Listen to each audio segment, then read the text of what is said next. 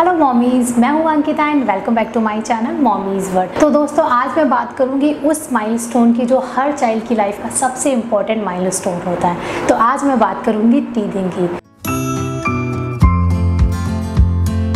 तो एक बात हम सभी ने हमेशा से सुनी है, बचपन से सुनी है इस बात को, वेदर यू आर मदर और not, whether you are pregnant और नॉट, बट इस बात को सभी ने सुना है कि जब बच्चे की टीथिंग होती है तो बच्चे बहुत ज़्यादा बीमार पड़ते हैं। लाइक उनके लूज मोशन होते हैं, कभी कॉन्स्टिपेशन होता है, कभी फीवर होता है, कभी स्टमक पेन होता है और बहुत ज़्यादा चिड़चिड़े हो जाते हैं। तो इस बात को सभी ने सुना है, बट क्या कभी आपने ऐसा सुना है कि किसी बच्चे के दांत किस तरह से मैजिक की तरह से आ गए और पता भी नहीं चला, या किसी बच्चे की टीथिंग इस तरह से हो गई कि वो ना ही बीमार पड़े, ना उनको कॉन्स्टिपेशन हुआ, ना लूज मोशन हुआ, उनको कोई भी प्रॉब्लम नहीं हुई। बट ऐसा पॉसिबल होता है। Like Samaira recently turn 18 months and she has complete 12 teeth। Thankfully teething के टाइम पे ना ही वो कभी बीमार हुई है, कभी उसको फीवर नहीं आया, कॉन्स्टिपेशन नहीं हुआ, लूज मोशन नहीं हुआ, कोई चिड़चिड़ापन नहीं हुआ। उसका जो नॉर्मल डेज का रूटीन था वही टीथिंग के टाइम पे था। समटाइम्स वो अपना माउथ वाइड ओपन कर दी तब हमें पता चलता था कि उसके 2 दांत नए आ चुके हैं।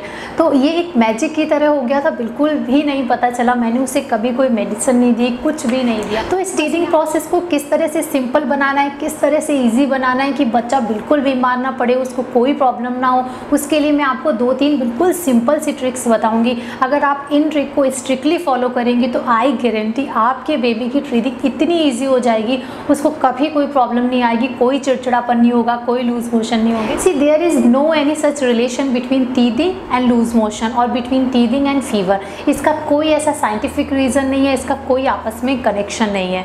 इसका एक एग्जाम्पल मैं दे सकती हूँ। जैसे 17-18 की एज में विजडम टूथ आता है, जो अक्कल दाढ़ होती है। तो उस एज में कभी आपने ऑब्जर्व किया या कभी आपने सुना है किसी से कि किसी को 17-18 में अक्कल दाढ़ आ रही है और उसको लूज मोशन हुआ है? ऐसा कभी सुना है? क्योंकि ऐसा होता ही नहीं है, इसका कोई कनेक्शन नहीं है आपस में। तो जैसा कि मैं अपने हर वीडियो में बताती हूँ कि मैंने एक बेबी केयर वर्कशॉप अटेंड करी थी समायरा की बर्थ के बाद। उस वर्कशॉप से जो मुझे ज्ञान मिला था वो मैं आपके साथ हर वीडियो में कुछ ना कुछ शेयर करती हूँ। तो आज भी मैं आपको 1-2 टिप्स ज़रूर शेयर करूँगी जो मुझे उस वर्कशॉप से मिले थे।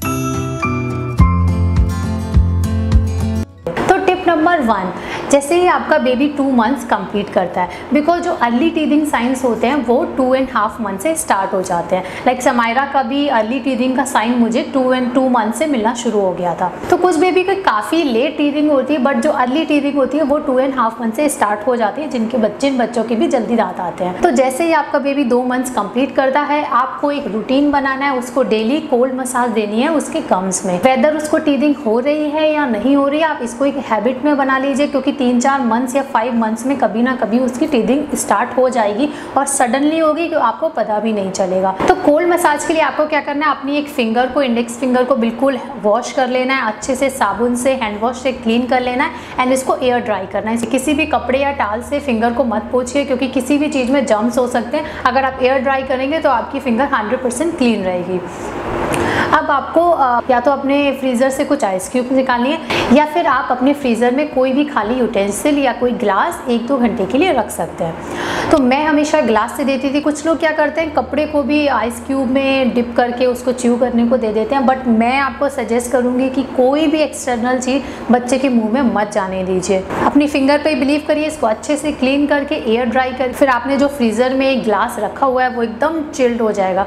तो ग्लास पे आप कुछ सेकेंड्स के लिए फिंगर टच कराइए एंड बेबी के गम्स पे मसाज कीजिए। कई बार होगा आपका बेबी उसको च्यू करने की कोशिश करेगा, वो बहुत अच्छा है, उसकी गम्स की अच्छी मसाज होगी। अगर आपका बेबी च्यू करता है, let them chew, let them press your finger. अगर वो बाइट करता है तो उसकी और अच्छी मसाज होगी, लेट देम बाइट। आप बार बार उसको टच करिए और उसकी गम्स में प्रेस करते हुए अच्छे से मसाज करिए। और इस रूटीन को आपको दिन में 3 से 4 बार फॉलो करना है, वेदर टीथिंग के साइन है या नहीं है। और अगर टीथिंग के साइन हैं तो आप हर 2-3 घंटे में इस प्रोसेस को रिपीट कर सकते हैं। कुछ सेकेंड्स के लिए बच्चे के गम्स पे कोल्ड मसाज देनी है। एक्चुअली होता क्या है, जब भी बच्चे का टूथ आ रहा होता है तो वो गम्स को चीरते हुए बाहर आता है, इसलिए बच्चे को पेन होता है, स्वेलिंग होती है और इसलिए वो चिड़चिड़े होते हैं। कई बार इतना पेन होता है, रात भर नहीं सो पाते, रोते हैं, चिल्लाते हैं। तो इसलिए कोल्ड मसाज देने से उसके जो स्वेल गम है, जो सूजन हो गई है उसके गम्स में, उससे बहुत रिलैक्स मिलता है और बहुत अच्छा लगेगा बच्चे को। और अगर आपने एक बार मसाज किया तो वो 1-2 घंटे के लिए कहीं नहीं गया, 1-2 घंटे बहुत सुकून से आपका बच्चा रहेगा, बिल्कुल नहीं चिड़चिड़ाएगा, बिल्कुल बिल्कुल भी नहीं रोएगा। तो आप इस रूटीन को बार बार रिपीट करते रहिए, स्पेशली अगर टीथिंग है तो जितनी बार आप कर सकें कोल्ड फिंगर मसाज दीजिए। पर ध्यान रहे आपकी फिंगर 100% क्लीन होनी चाहिए और आप कोई भी चीज़ से इसको वाइप मत करें टू मेक श्योर कि आपकी फिंगर बिल्कुल क्लीन रहे। Tip number 2, always maintain cleanliness और hygiene around the baby.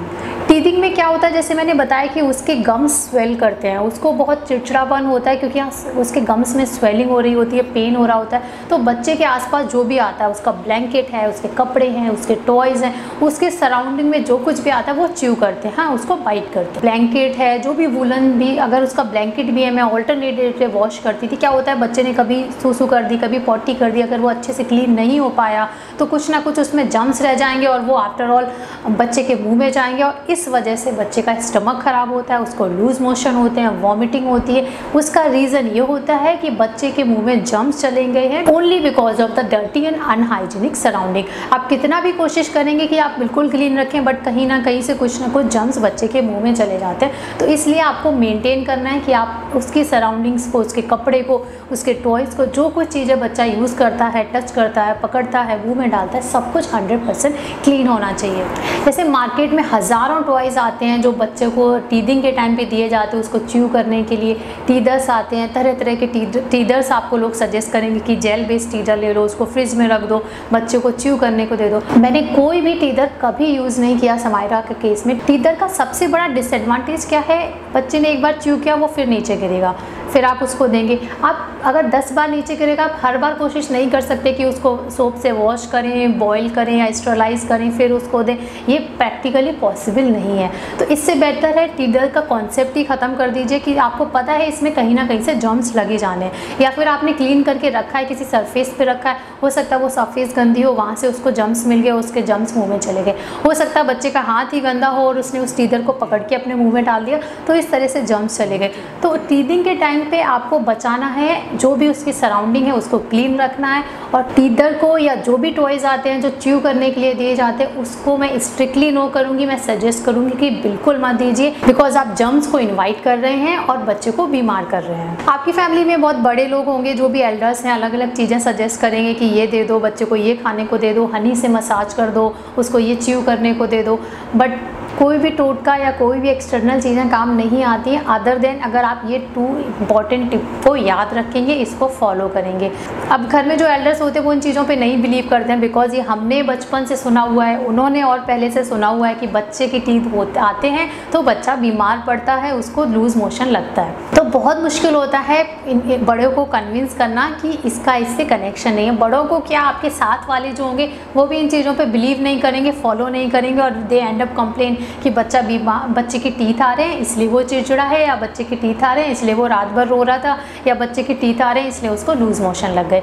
But believe me, इसका कोई कनेक्शन नहीं है। आपको सिर्फ क्लीनिनेस मेंटेन करनी है उसके सराउंडिंग्स में और आपको कोल्ड फिंगर मसाज देना है हमेशा। अब बच्चे का जो टीथिंग का टाइम होता है, जो मोस्ट क्रूशियल टाइम होता है, वो होता है 2-3 मंथ से स्टार्ट होते हैं और 2 ईयर्स तक होता है। तो 2 ईयर्स के बाद थोड़े से समझदार होते हैं, बताने लगते हैं। तो जो ये कुछ मंथ्स का टाइम होता है ये सबसे क्रिटिकल होता है कि बच्चा आपको बता नहीं सकता।